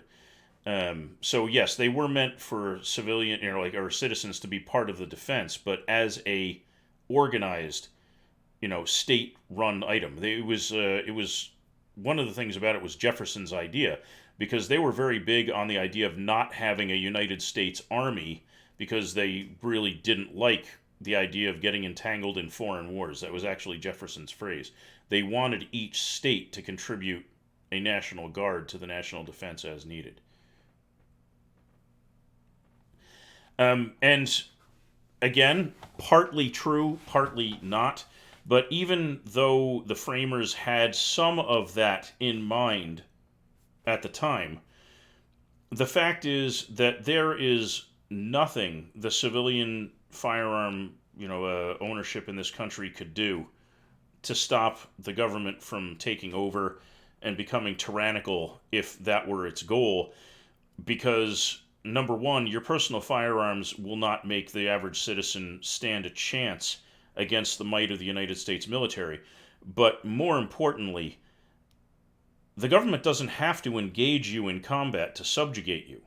All they need to do, for example, is make a law that nationalizes all the banks and frees all your assets. And when you start to starve to death because you can't purchase anything anymore, including food, and when your water gets shut off by government mandate and you're dying of thirst, you will not be able to undo that with a rifle or a shotgun or a pistol. You won't be able to make a gun or use a gun to unfreeze your assets, in the digital world. So the utility of civilian firearms ownership as a way to prevent government tyranny ended a long time ago. No, they won't. Other countries would never get involved at this point because we have a nuclear arsenal. And it is well known that nuclear power countries engage in what's called spoil sport warfare. And I don't know if you're familiar with the term, but it basically means that any country with nuclear weapons makes a point of having it known that if you invade our homeland and it looks like we're about to fall, we will just unleash the nukes so that if we can't win, you can't either. Okay, it's called spoil sport warfare. And no country on earth is going to risk that, even the most mighty nuclear-powered country, because leaving the planet as radioactive glass benefits nobody. So they would leave us to our own devices. So no other country is going to do that. The moment the nations of the world developed significant nuclear arsenals, all the countries that have nukes became immune to that kind of outside intervention. So it's the way that I like to describe it is vastly better this way, actually, because as long as we have a representative republic, we can fight back against tyranny with ballots rather than bullets. Okay, and in that case, we don't have to have the horrors of war to put an end to tyranny. And the way that you avoid tyranny is by having a well-informed and educated and intelligent electorate. What was the name of what? Spoil sport warfare? Yeah, it's basically the principle that if a country is going to lose, they make sure the other country can't win either. It's the same premise that made countries that were about to get taken over poison all the wells in front of the invading army so that even when the invaders took over, they would all die from drinking poisoned water. Oh, and it's not that if we're defeated, we'll self-destruct. In a nuclear missile world, you don't have to nuke yourself to keep the enemy from winning. You nuke their country so that they have nothing left either. It's basically if we can't survive, everybody loses. And I did a show recently on what nuclear exchanges actually look like. And what most people don't realize is if you had even a minor nuclear conflict between the two smallest nuclear powers in the world, it would basically mean the end of all life on Earth for thousands and thousands and thousands of years. It's like the end of civilization as we know it. Because people don't seem to understand the devastating effects of releasing that much radioactive mass into the atmosphere and the nuclear winter that would inevitably result from even a modest nuclear exchange. My YouTube channel has that show archived. I think the title of it was something like "What Would a Nuclear War Really Look Like" or something like that. It had a clickbait title about Trump having the football or something like that. But the fact of the matter is, even a modest nuclear exchange would end civilization. So no country on earth is going to invade the U.S. to save us if our government becomes tyrannical, because it would mean the end of the world, literally. I'm sure you can Google it, but I mean, if you look at history of warfare and look up phrases like poisoning the wells, you'll find strategic instructions for thousands of years talking about how to deny a winning enemy victory by destroying your own country as in front of their advancing army. And nuclear weapons just make the process a hell of a lot faster and a hell of a lot broader in scope. It's not a new strategy. Like it's literally been something people have done for thousands of years. And the most common way was by, literally poisoning the wells and by burning the crop fields ahead of the advancing army. Because if your country was being invaded like 2,000, 3,000 years ago, you would have your peasants or your citizens or whatever your country's, working poor were called, gather all the food they could, and they would bring it with them, retreating before the enemy, right? Concentrating all that food into the castles of the rich and the powerful and the lords and ladies and whatever else, and burning their fields behind them so that the advancing army would have no food or water to sustain the invasion or to lay siege to the castles. This is just the way warfare has worked since forever. I'm sure that if you spend a few minutes on Google, you'll be able to find it. Um, but again, the point is, this is just military strategy. It's nothing unique to the United States. It's not, that the U.S. is the only country that's ever had this strategy in place ever, that kind of thing. You can actually see the United States was prepared to do it during the Revolutionary War. They were prepared to do that to destroy parts of the colonies, but in front of the advancing British, to deny them the ability to retake the land that they were losing. So this is nothing new, and it predates the United States by thousands of years. So do any kind of research you want on military strategy, and you will find that it's just there. And even countries that don't talk about doing it, it's just accepted that it's part of military strategy. Kind of like when you use tanks, you have something called the reverse slope defense, and you have like ideas like pincer movements and encircling maneuvers and things like that. This is just standard military strategy. So you can read endless articles about how spoil sport warfare works. But anyway, yeah. So the upshot is that no country is going to invade any nuclear power to help its citizens, because they know that that would mean the destruction of their own home country, and if they are also a nuclear armed power, it would mean the destruction of both countries. So there's no advantage to any country in doing that.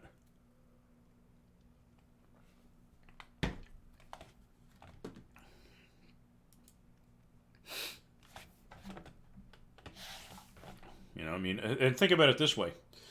Let's say, for the sake of argument, that the United States has not turned tyrannical, but some country has decided they're going to invade for whatever reason.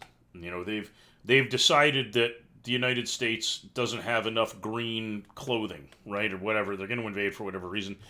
They amass several million troops on our borders. Do you think the United States is going to throw away the lives of its soldiers to stand up in front of them, or do you think that it will just drop a tactical nuke on their staging areas and call it a day? It's just the way the nuclear armed world works. That's why the United States and Russia, for example, during the Cold War, never got into an open conflict, with Russia versus the United States. They only engaged in proxy fights where, like Vietnam, Russia backed one side and the United States backed the other, and they let the other guys be their surrogates, competing for their national interest. So the advent of nuclear weapons changed the whole way that war policy is structured forever. As long as those things exist, we live under a real and present danger of civilization ending within an hour if the nukes fly. And it gives virtually no real benefit to having them, because once they are used, and again, go watch that video where I talked about this, because there were some great videos on there and maps of anticipated effects of nuclear strikes and whatever. Even a modest use of nuclear weapons of the type we have today, like if you looked at India and Pakistan, between them they have only a tiny fraction of the arsenals that we have. We literally have like single bomber groups that have more nuclear capability than both of those countries combined. But if they use their nukes, it would put an end to all civilization. Like, that would be it. It'd be over. you know, just because of the ensuing nuclear winter. One of the reasons that it's infuriating for people like me when folks don't take the harm of climate change seriously is that a lot of people don't understand it, and they don't understand how fragile that whole balance is. So, like, there's a difference between weather and climate. Weather is what's happening in your backyard. Climate is what happens over the entire Earth over time. Okay? And a shift of just a few degrees of average temperature globally can basically put an end to our ability to engage in productive agriculture. And that means no food, and 7 billion people who all want food. you know? So, it's a very big deal when we talk about this. So whether you're talking about, climate change raising the temperature or nuclear winter reducing it, a shift of just a few degrees in either direction will end civilization, because we won't be able to feed the human population. Yes, it has, actually. And this is another reason why it's frustrating, is because people think things like this have never happened. There have been, I believe, it's either 4 or 5 mass extinctions in the history of this planet. And we are in another one right now. We are losing species at a horrific rate at the moment. But there have been situations like this in the past, and we can see the effects of it in the fossil record. We can see, based on what happened to rock strata, the condition of fossils we find, etc., what happens in these circumstances. And it has happened before. And we are seeing a shift towards one of these extremes start to happen again. And we're at a point now where we can recognize it and try to take steps to mitigate it, but only if we acknowledge that we need to do something. So when people say, oh, there's no such thing as climate change, it's just bonkers, because they're simply not informed enough to make that claim. They don't know what they're talking about. By the way, this is an interesting conversation. We're going on some very interesting directions. Mass extinctions mean you lose a large percentage of the species on Earth. It doesn't mean you lose all of the species on Earth. So let me do a quick Google search here on mass extinction, so we can see something. Mass extinction events. Here we go. So the big 5 mass extinctions. So here we go. The late Devonian period, 375 million years ago, 70% of all species on Earth dead. The end of the Permian era, 96% of all species dead. 80% end of the Cretaceous, 76%. So there are surviving species, but their populations are greatly reduced. Some species are just wiped out. The ones that survive are generally reduced in number and damaged and have to start from a greatly diminished position.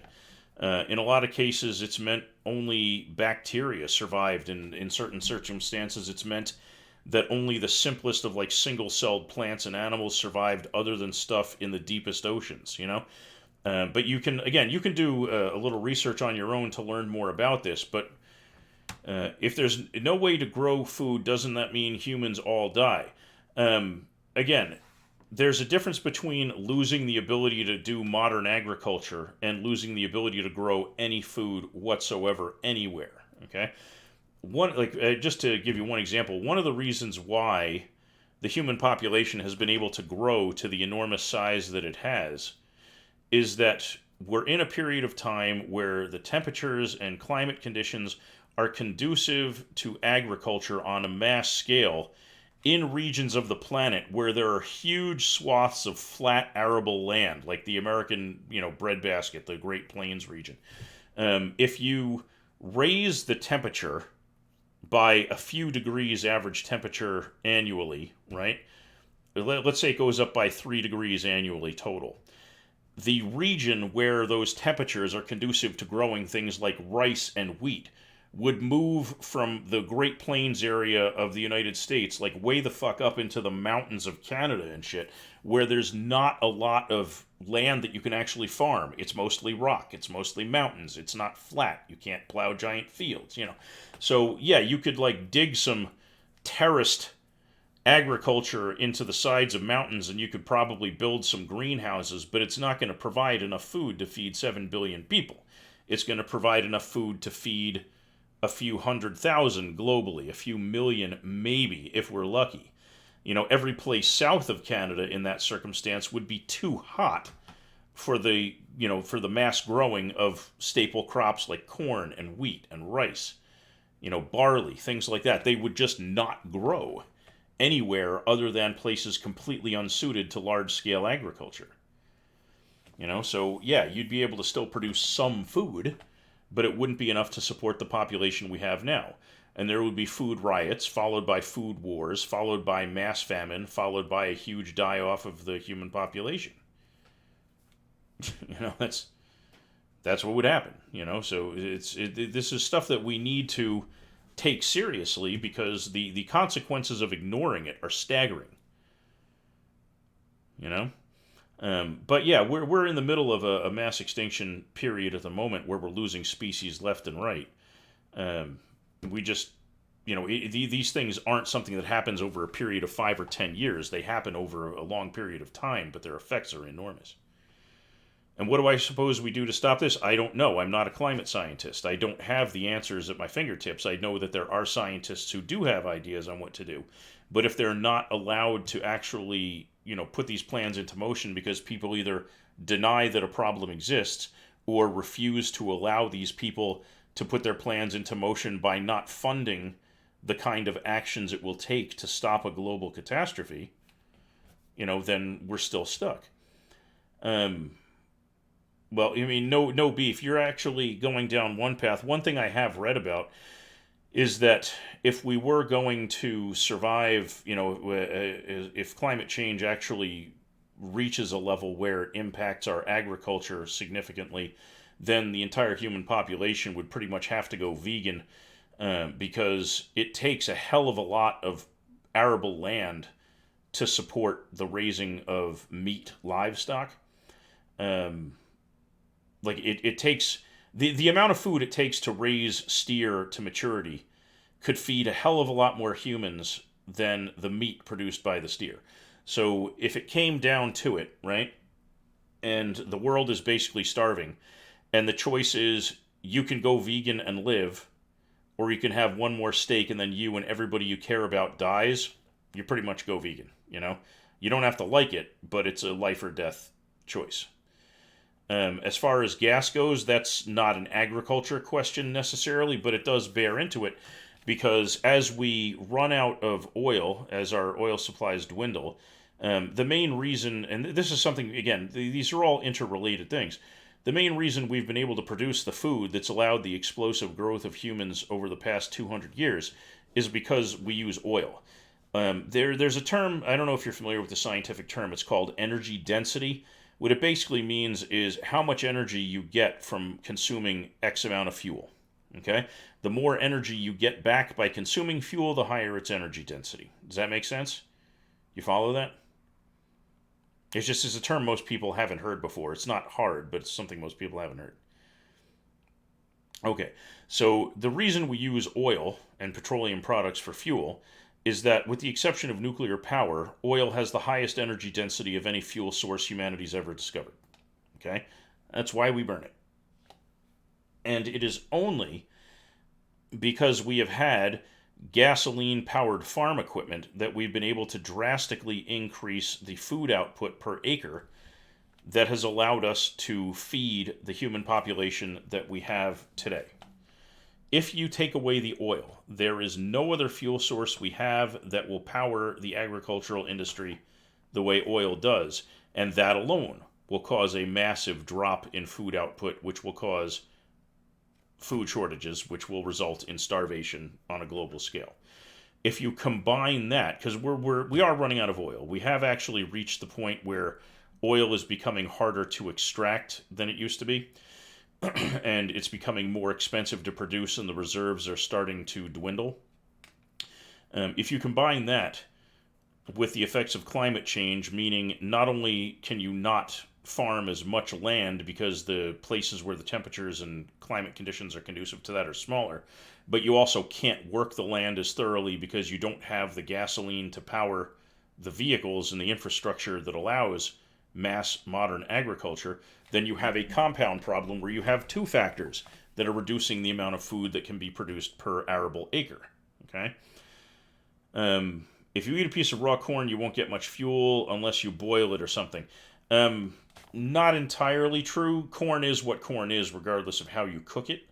You can cook the nutrients out of it, but you can't give it more nutrients than it has originally. Like, cooking doesn't magically give it more nutrient value. Might make it tastier, but I mean, like, if you pop corn, it loses almost all of its nutrient value. It just becomes a crunchy snack, you know? But yeah, so when you talk about things like fuel shortages and you combine that with climate change, you get a multiplicative effect, right? Where these two things compound the challenges that each causes individually so that they're worse together than either one would be alone. So what it comes down to is we literally are talking about things that revolve around the survival and prosperity of the entire human race. And if people don't take it seriously, we can expect the negative consequences that we know are coming. And that's a frustrating thing to think about because, we can barely get people to separate their trash into recycling bins, much less give thought to making the sweeping changes in lifestyle that may be necessary in order to prevent the 7+ billion people on this planet from dropping down to a few million. And people, particularly people in first world countries like the United States, they have this mistaken belief that they're somehow immune to these things, that because we live in a rich modern nation, that we will not suffer the way other countries will suffer. And the fact of the matter is, everybody's going to suffer, and we are not exempt in any way. And in a lot of ways, we're actually worse off because in third world countries, people actually know how to live off the land. Like when you have a tribal culture that's used to being a hunter-gatherer society, as long as they can migrate to some place where the animals now live and there's arable land, they're going to be fine. The average American citizen couldn't raise a crop if it meant they were going to die by the failure to do so. So in a lot of ways, we have lost a lot of the survival skills that would allow us to mitigate, to minimize some of these effects. In a lot of ways, the modern world will be hit hardest.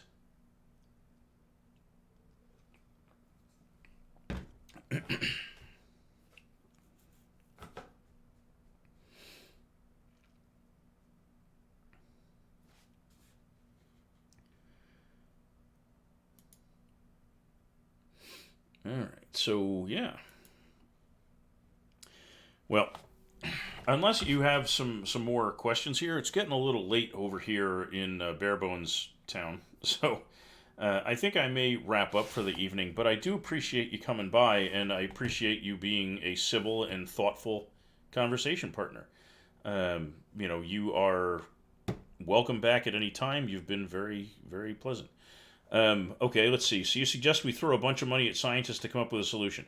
No, I am suggesting that we, and thank you for the follow, I am suggesting we throw money at whatever research will help us come up with solutions that will, that will allow us to minimize the harm from this.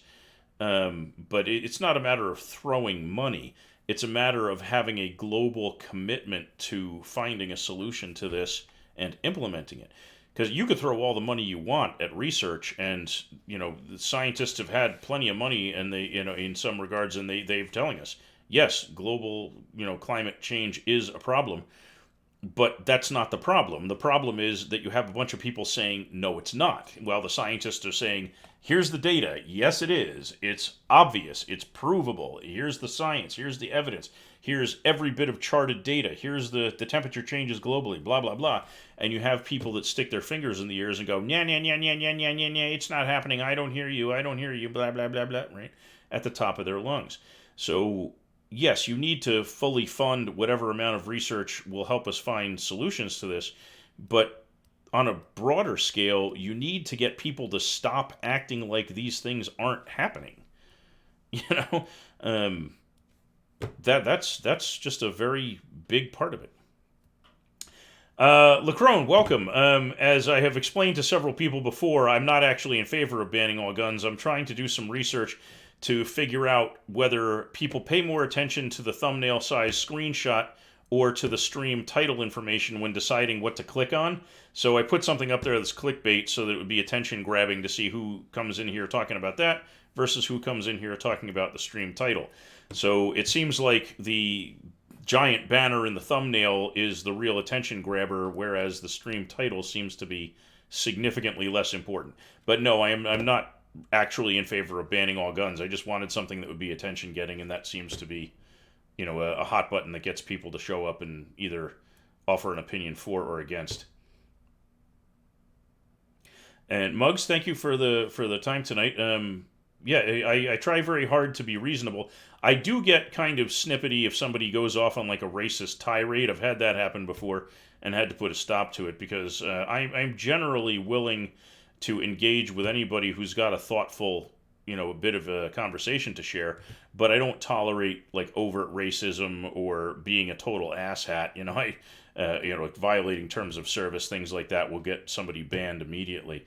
But I don't have to, I'm not here to say everybody's wrong and I'm right. I enjoy the conversations, and as long as people are learning things on both sides of the fence, that's fantastic. I'm all about that. So yeah, come back anytime. You've been a fantastic guest. And Lacrone, just to reiterate, I'm not actually about banning all guns. It's just kind of a test to see what people pay attention to.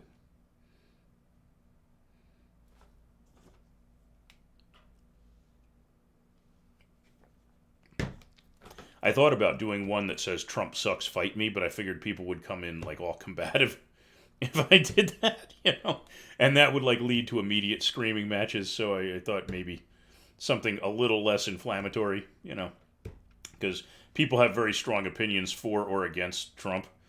And I figured if I did something like that, that everybody would come in, torches and pitchforks ready.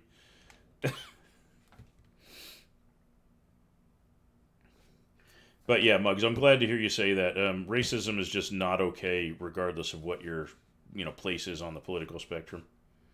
Interestingly, one of the most racist, bigoted people I ever talked to. I used to write news for Yahoo News back in like 2011, 12, and 13, and I had to do a series of articles on religious organizations, and I interviewed one of the head guys from the Westboro Baptist Church. Those are the people who show up like picketing soldiers' funerals, telling them that they're glad the soldier died and stuff like that. And the guy I talked to was named Steve Drain, and he is probably the most batshit crazy person I have ever spoken with in my life. I probably still have the MP3 of the recording of that interview. I did that by conference call with the guy. And I think I might actually still have the recording of it, but he went from like zero to crazy almost immediately. It was just nuts. I have never talked to anybody like that dude. He was just racist, bigoted, hated everybody. I mean, just like everybody. He had a lot to say about everybody. So people like that would not be welcome here. But yeah, Muggs, you've been fantastic. And Lacrone, I am sorry that I fished you in with clickbait, but I do appreciate you came by. I'm sorry you're showing up right at the end of the stream. We've been having some really interesting discussions here, about, all kinds of topics, actually. everything from economics to food supplies for the world to fuel science, all kinds of interesting stuff. But yeah, I think it is getting a little late here, so I think I'm going to wind down. But Lacrone, if you do want to come back and talk about any of these subjects or talk about your views on personal firearms ownership, whatever, totally welcome to do that. I'm always willing to engage in those conversations. Again, as long as everybody's being constructive rather than like just screaming obscenities at each other. We did have, I'm not going to lie, we had some obscenities earlier where we were kind of making fun of some of these incel forum posts where people were like, I hate all women. I don't understand why I don't get along with women. I've ridiculed that pretty hard. But generally speaking, things are kept pretty civil here. So anyway, have a good night, everybody, and I will be back again on Monday. I stream Monday, Wednesday, Friday at about 9 p.m. New York time. And I hope you will come back and talk with us again. Have a wonderful evening.